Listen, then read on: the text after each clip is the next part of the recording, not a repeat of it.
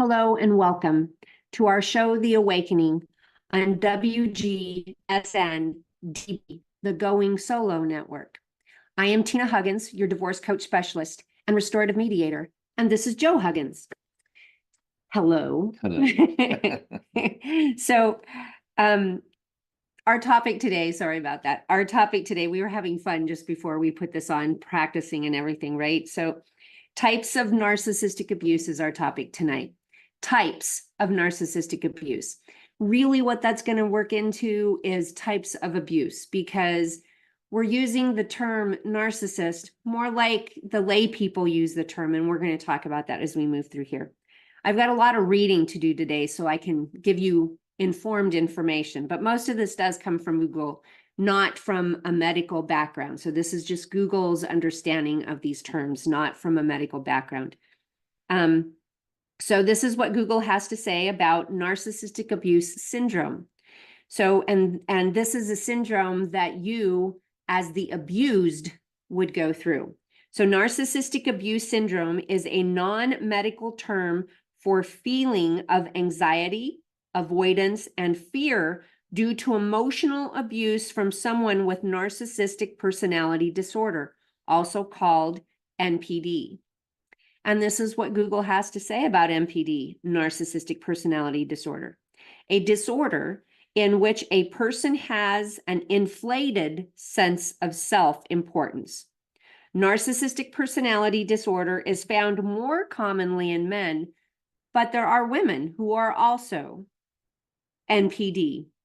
And Joe is sitting here as proof of that. He's been through narcissistic abuse syndrome himself. The treatment, which is talk therapy, can help, but this condition cannot be cured. So there are some of us that would be considered to have narcissistic traits. And I can say, in studying all of this, at times in my life, I have had narcissistic traits. And we're now discovering lots of information on how that's related to different other family events and things that happened with different people.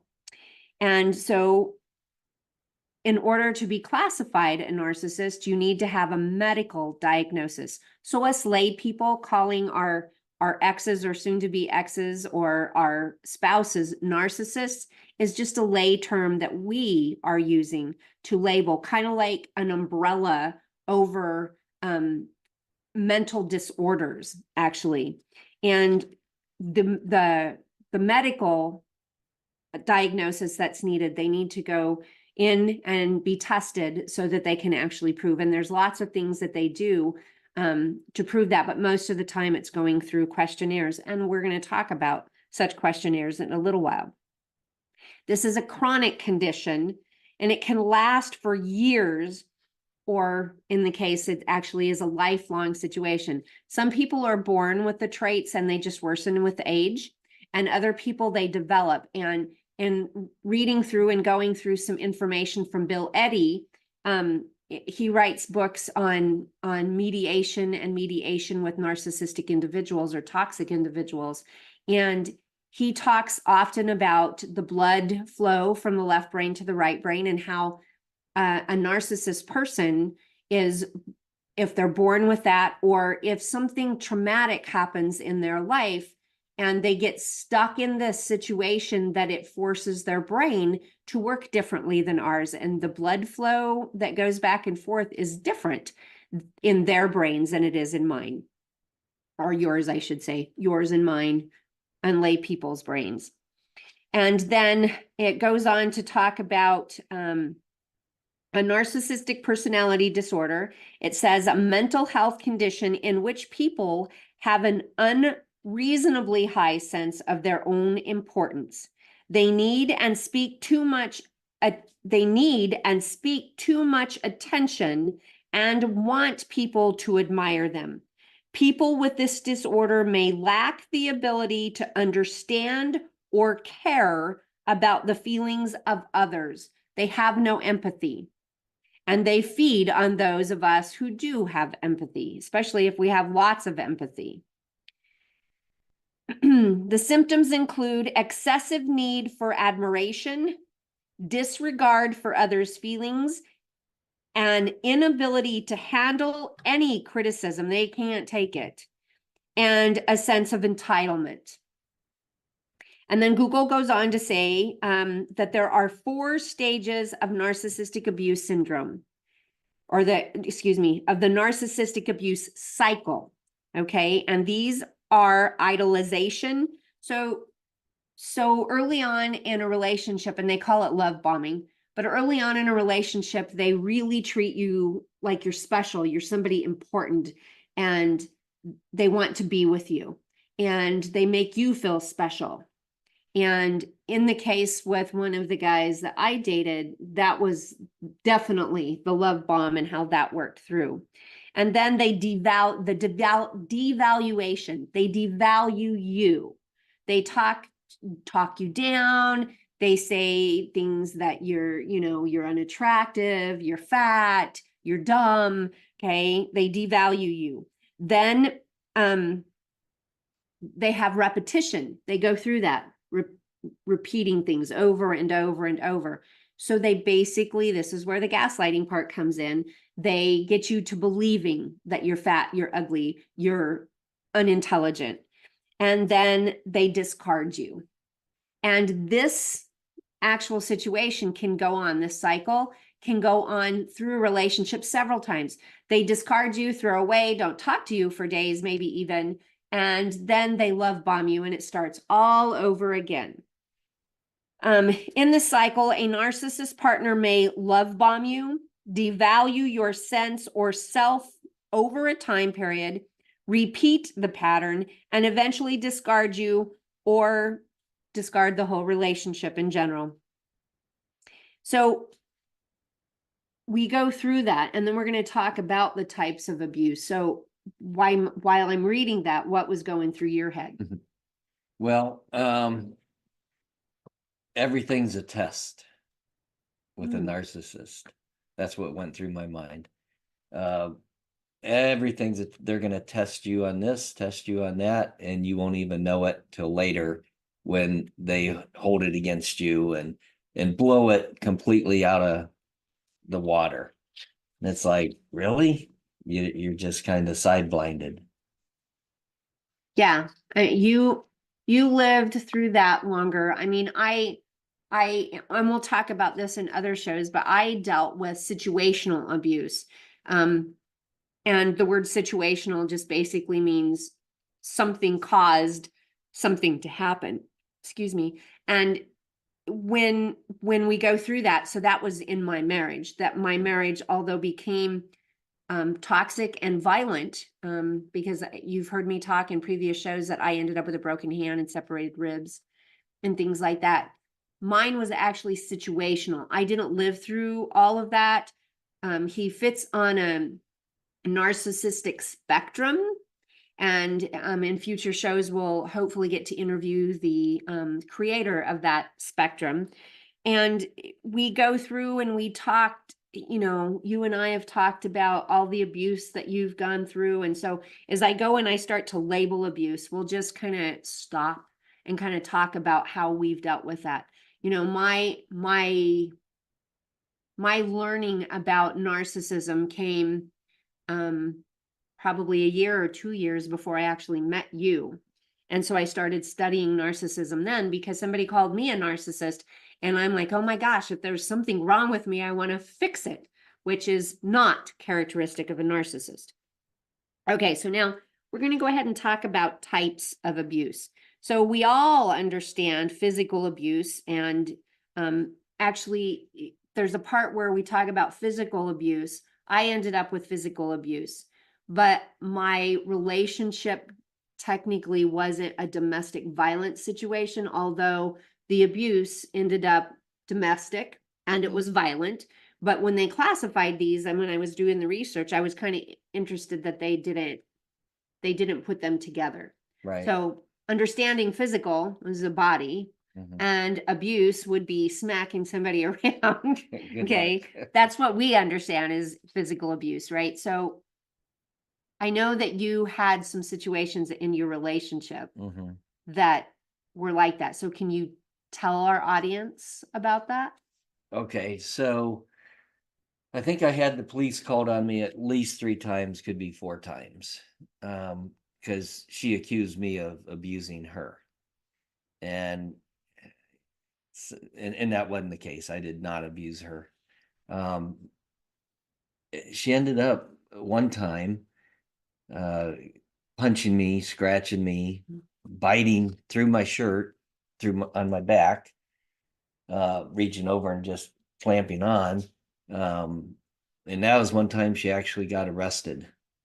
And so I didn't mean for her to be arrested. I was new at the game. And I went in the next day and I thought, man, I felt like I needed protection against her. So I took my shirt in for evidence. And so they interrogated me and all that stuff. And then they realized I was telling the truth. And they said, well, we're going to arrest her. And I said, I don't want her arrested. And they said, well, it's out of your hands. This is what happens. And at that time, I actually fell apart. That was tough because I didn't want this big explosion. And that's what happened. They they got me an advocate on the spot at the police station. I don't know if they had one ready or if it's coincidental, but it was pretty amazing how they just instantly great advocate lady. So she helped out a lot. So they went and arrested her, and I was actually able to go back into the house without her there because then they put the restriction on her, no contact and all that stuff. And so that's one time. Yeah, and I have told you and our audience that I've been in domestic violence situations, a physical thing where I didn't like being yelled at. I didn't like the yelling, even though I would elevate my voice, it would be in hopes that it would stop that. And in doing my therapy, I have found that because my dad would raise his voice, my dad wasn't violent, but he would raise his voice, which was violent enough. And I think you've talked about your dad too. And because of that, I always had this fear. I would lock myself in the closet when my mom would yell and scream. I think it was probably even worse with my mom. But I remember my dad yelling all the time. We couldn't do anything right, it seemed. So he would yell at my brother and I, and we would go through, like I said, I would hide in the closet. Well, that connected to me in such a way that into my marriage, when he started getting to a point that he was raising his voice at me, I just wanted to get away. So I would leave. I would leave and go drive. I lived in Southern Colorado at the time. And so we had lots of open space to go and drive in. And so I would usually drive up a pass called La Vida Pass, just drive all the way up to the top. Would take me, probably about an hour to get up to the top. And then I would turn around and come back. By the time I'd get home, I would be calm and I'd be able to handle the situation. And we could talk. Most of the time we didn't. The fight was over and we just carried on, never fixing anything. But my domestic violence would happen when I would go to leave, when I would finally go to leave the fight, not the relationship. That's when I ended up with a broken hand and the separated ribs. It ended up, if I remember the fight right, and this is one fight, we ended up outside, and I think I punched him in the face. I'm not even sure. But anyways, I ended up underneath a pickup truck trying to kick him away from me to keep him from grabbing me anymore. And because of that, and I had to warn Joe when we first got to Dayton, don't go to grab my hand. Do not go to grab my wrist or anything like that, because I have a bit of PTSD and Right. I lose it. Right. I lose And it. all the 6 years that I've known you, I've never grabbed your wrist. This is a really good thing. I'll hold her hand. That's as far up as I go. So the next one that we have is sexual abuse. And I can speak on this one. I don't know how it is for you, but we women tend to control the sexual aspect of our relationship, right? Well, at one point, and this was situational, something I said to him caused this situational thing, not something I said that night, but something I had said. He got so rough with me, and not so much just the sex rough, but the forcing me down, forcing me to have sex with him. I was crying. He saw me crying. He was there on top, his face not too far from mine, and he didn't care. So I ended up with sexual abuse in my relationship. And with men, it's different. So I never experienced anything like that. so you guys will experience, you can't have any. Okay. That's That- how the woman sexually abuses a man. They Right. cut you off from that. Right. And I actually have a friend that wife did that to him. Okay. Well, that definitely happened, and probably happens in every marriage would be my guess. I don't know, but we're not talking about everybody else's. But yeah, there's a lot of times for that. Yep. So I know in my marriage, I never cut him off. I may not have wanted sex for a night or two, but I never cut him off. So we had a healthy sexual relationship up until the problems started happening here. And so in your relationship, when she would cut you off, how long did you go? I think it went up as far as 9 months. You lose track, but it is a long time. Yeah. And because I've talked with you, I've talked with lots of men, that once that happens, they start looking outside the relationship and knowing you and talking about that. Right. Did you start to look outside your relationship? I wouldn't say look. I never entertained. Okay. That's a tough one. I never went outside my relationship. Ever. I had, because I'm in people's houses all the time measuring that kind of stuff. And there's multiple times that, yeah, I had a chance, but actually I didn't even get back with her on the estimate. I just left and hit the road, Yeah. So things go through your mind when you have a bad relationship, and you kind of let your mind wander, like, I wonder what it'd be like with that person, to be with that person. So in that way, yeah, but to actually physically do it, no. Okay. And I've lived with you long enough that I know that that's a truth from you. Yeah. Okay. And then we have psychological and emotional abuse. And I think it really doesn't matter whether they're physically abusing you or not. If they're physically abusing you, you're also being abused emotionally, psychologically. Sure. So there's a point, and so here, when I was researching this, and I did this in Google, I didn't do it in a medical thing this time. So they didn't separate emotional and psychological, but there is emotional abuse, and it will eventually become psychological. So the psychological stuff is when it goes on long enough that now they've gaslit you to believing you're fat, you're ugly, and you're not smart enough to go through things. And so that's when the emotional becomes a psychological. So what took place with you in there? Yeah, it's psychological for sure. And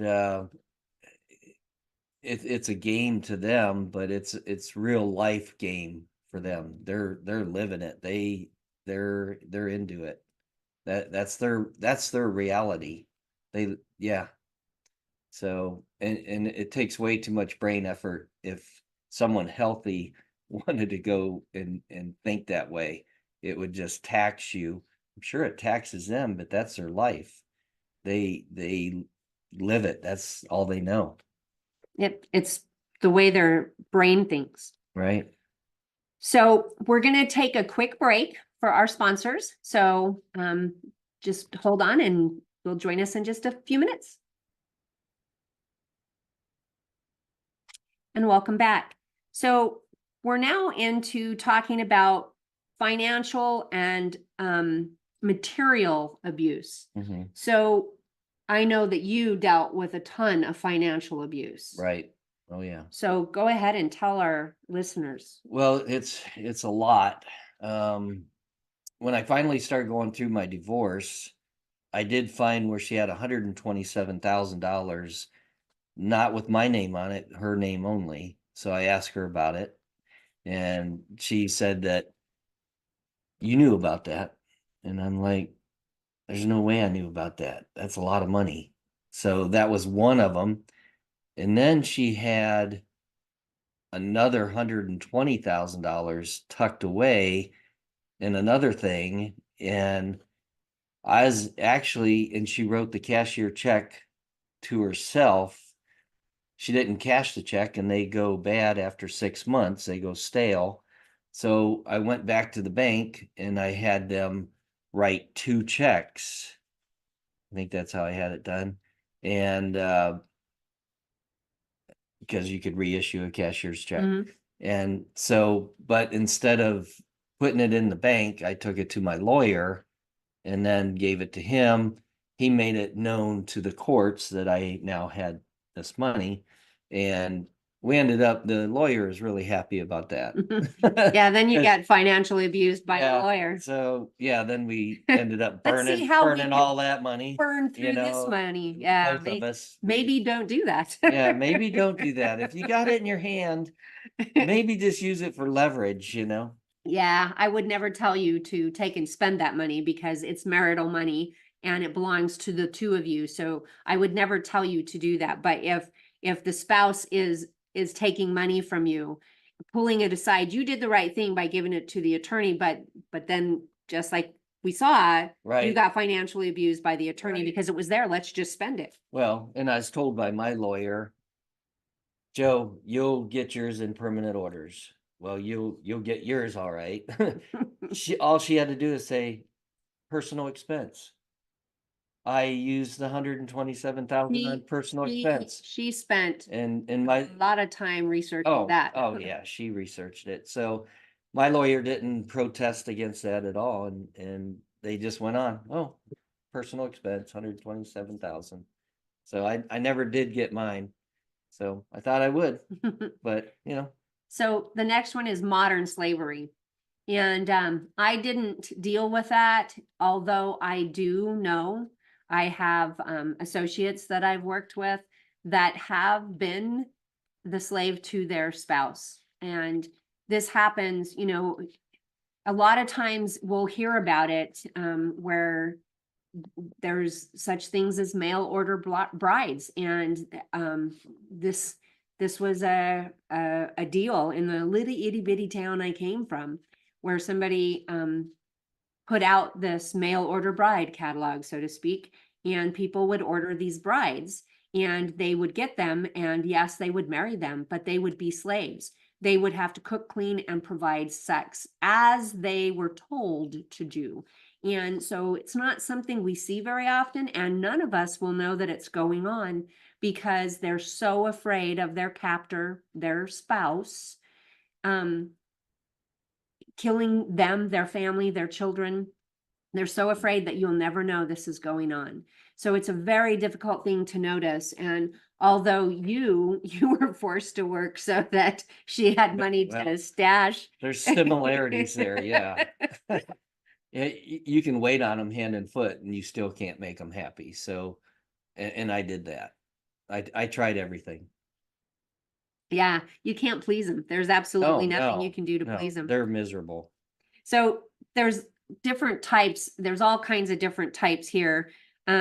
Discriminatory abuse. So I have known couples where they have an interracial marriage, and although this is from a narcissistic person. So they're of color and they marry somebody, say, white. And in the cases that I know, it was kind of, I think, the other way around.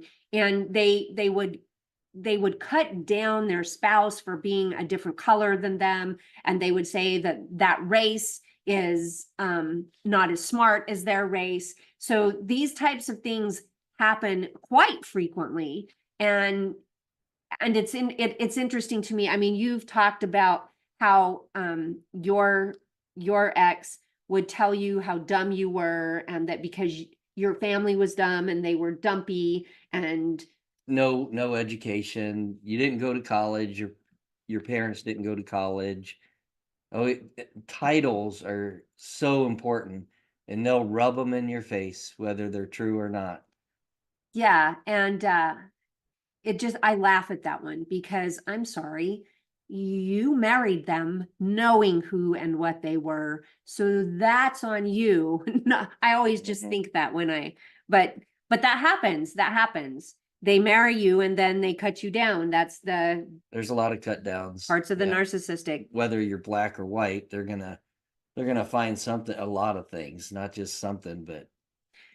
And here's one that you went through that as I was researching that, I'm like, okay, how does this fit in? But yet it does. So organizational or institutional abuse, okay? The abuse to an organization or institution, but she abused you by wanting to take large chunks of money and give to a church. Right. When we had 6 young kids and I'm busting my butt trying to make a living, and she goes to her hometown in this tiny little town in South Dakota and gives like 5 or 6 grand in one lump sum, boom, just to make herself look really, really good. And here we have 6 little kids. I'm the only one making a living. I should have been a part of that. So this is another one here: neglect or acts of omission. So neglecting you by, I have a situation with a client where they're looking at their spouse has threatened to sue them if they pursue divorce, and to sue them because they neglected their spouse affection. They held back affection. So there is laws in some states where you can do that, where that is actually a thing. Now, whether you can actually follow suit with that, just because there's a law doesn't necessarily mean the courts are going to allow something like that to happen. But there are laws in some states where you can do that. And there's a book called A Child Called It. And if you can't handle, even my voice breaks when I talk about that book. If you can't handle reading about abuse, that's a book that's going to be horrible for you to read. It's about abuse to a young boy, and he's the one that's writing the book. It's his story. And Pilsner is his last name. And we talk about neglect and acts of omission in that book. And I know in your household, some similar, nothing major like this happened, but similar things. The kid was made to sleep out in the garage, and he would gather up newspapers and sleep on the newspapers because sleeping on a cold concrete floor was too cold. Well, then the mother went and took the newspapers away. The mother was extremely abusive in this case until the school finally gets in. Somebody finally helps this child get out of this home. It's a horrible story. And there is a story that comes in after that I have yet to read. And then I need to interrupt because there's a situation that she used to put the kids out in the barn to sleep. And they'd build their little hammocks and that kind of stuff. And that's total child abuse. And I don't remember, it was never in the winter, I know that. But I remember it got excessive, and really one time's excessive. That's ridiculous. It's really hard to be with a narcissist because everybody's kind of just trying to survive. And I did go out and I told Ben, at night, hey, Ben, sorry, I used the name. Can we erase that? Anyways, the back door's unlocked to the garage. We had the garage fixed up pretty nice. So he slept on the couch out there in the garage, and he had blankets and that kind of stuff. And I said, first light, you better be back out in the barn, and that's, Yeah, anyways, So- I'm not proud of that. No, and That was so some tough stuff. to talk about that a little bit further, I heard that story originally from Ben. And I had just started dating him and I thought, oh my God, what have I got myself into? A man that can't take care of his children. Oh my God. We were camping and I went into the trees and cried and prayed and asked for some guidance there. And fast forward, this is not a man of abuse in any form. He just was in a position where he was threatened that all of his kids would be taken away from him. And he did not have the knowledge of the courts and the legal system. And so she made up shit Wow. that she was able to tell him. I can't say completely made it up, but she took and blew it out of proportion. And not knowing what it takes to divorce and get the kids. And if you know anything about divorce and keeping kids safe and whatnot, Tina Swithin, you can read her books and go to her blog. Tina Swithin, she is amazing at what she's done with the court systems in California because of her narcissist ex. Well, she did take my kids away, all 6 of them. Mhm. She took them to South Dakota. One time when I was at work, I got home, the house was vacant, and there's a note. Took the kids to South Dakota. She put them in school. This was long-term stuff. She stayed in her grandmother's house. Her grandmother passed away, so it was a vacant house. But she took the kids away. So that's a very real threat. Mhm. She did it, Mhm. you know, so. And I felt like there wasn't anything I could do about it legally, and there probably wasn't. I mean, what do you do? Go to the police? Hey, my wife stole my kids. Well, yeah, you can. Can you? Yes. Wow. That's kidnapping. So yes, and there's a big bunch. You can't just, there's not just one little tiny thing that you can do, but yes, there's things that you can do. So we're just going to kind of cover these next two together and talk about them together. We have legal abuse and biblical and spiritual abuse. And so I know that we'll talk about the biblical and spiritual abuse first, because I know that she used the Bible to force you to do what she wanted you to do. Right. She'd read it and interpret it how she felt it fit her situation, of course, to use against you. So, and you would never add up in her eyes. So don't even bother. So that's how I look at it now. Back then, I tried my darndest to match up to what she is saying. I tried so hard for years. Mm-hmm. Yeah. Mm-hmm. And I have to say this, I'm the luckiest woman on the planet. If he would stay with somebody like that for as long as he did, he deserves to be treated like a king. From a queen. Wow, From there a you go. queen. I'll take it. And then legal abuse. And you've been divorced now for just over 3 years. And she uses the court systems to control you legally, Right. making you spend money with a lawyer. And Oh yeah. so here we are at a part that he's got a heck of a lawyer. His lawyer is awesome. The new lawyer. Yes, the the other new lawyer. The new lawyer. Bad. So these are points that are important to get a good lawyer as you go through this, one that is suited for your case. Not all lawyers are one size fits all, and you'll hear me say that a bunch. So in this specific situation, your lawyer contacts you, hey, she hasn't paid you, let's go after her. Let's go after her. So Joe's actually come to a point where he says, no, let's not do that. Let's wait the course through this, and then we'll take care of stuff at a different time frame. Right. But it's wonderful when you have an attorney who actually cares about you getting what you're just. And I've read through all kinds of things, and I think some of this was through Tina Swithin's, that some of these people want to take you to court. That's their way of dating. It's called court dating. They get to see you. They love to see you squirm. They love to see all that. That's like fuel to their fire. Those are types of things they love. But in this case, you know, he's done. He's separated. He started his healing process. He is okay just moving forward. There's not anything that she could do at this point. But that connection, and we've talked often about this, that connection to the pain of what they cause you, the anger, they took money from you, whatever that looks like to you, that is holding on to that, they're still in control. The longer you hold on, the longer you give them more control over you. And the only way to let go of that control is to let go of the things that are bothering you. Give it to God.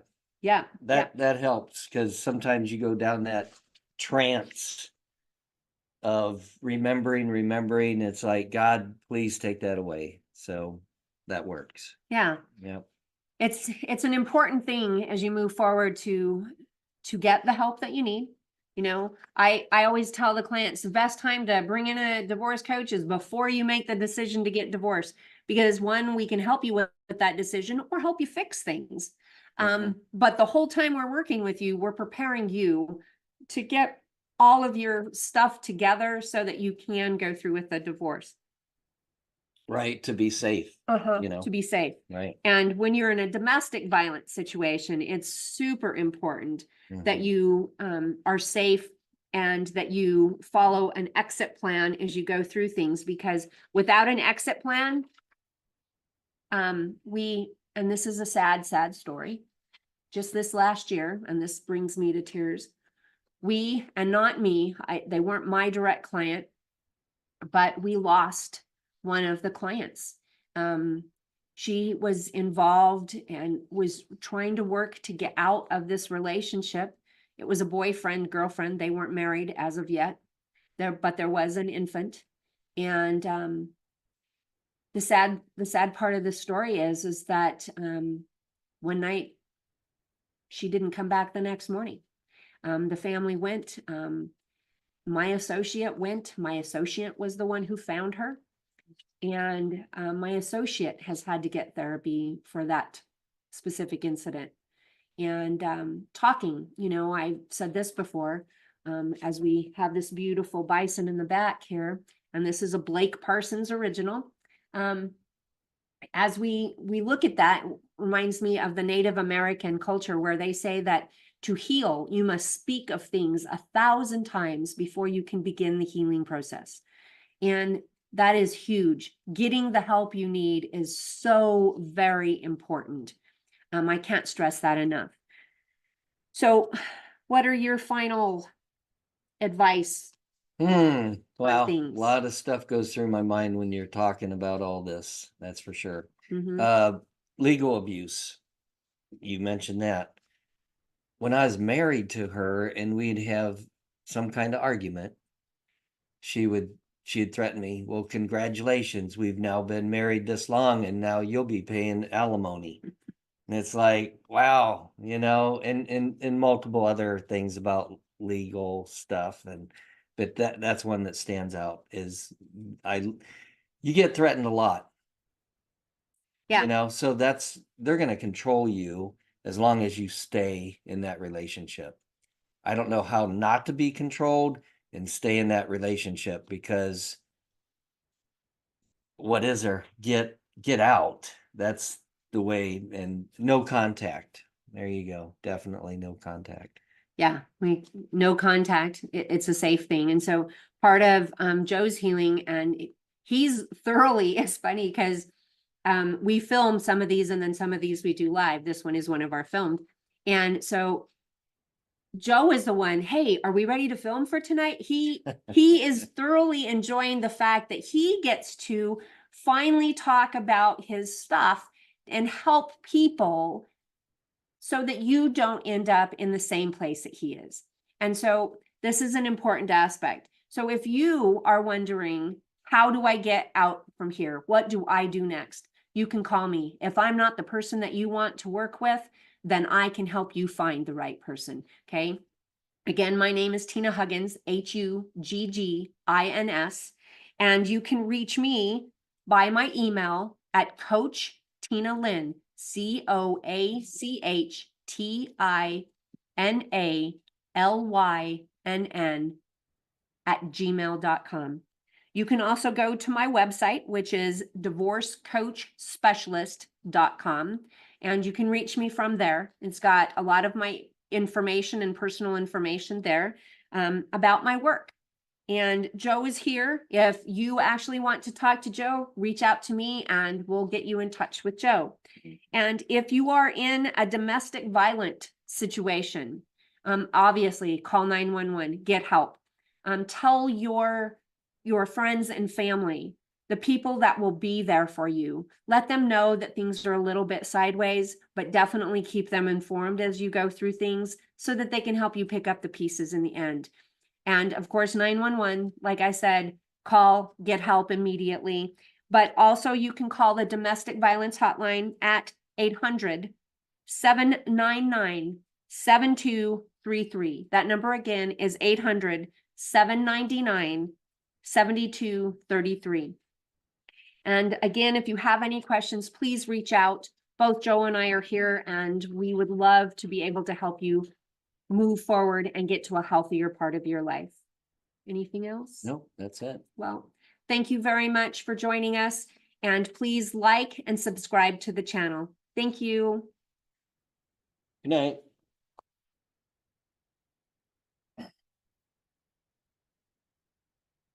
You have to stop moving so that she can fix it on her side.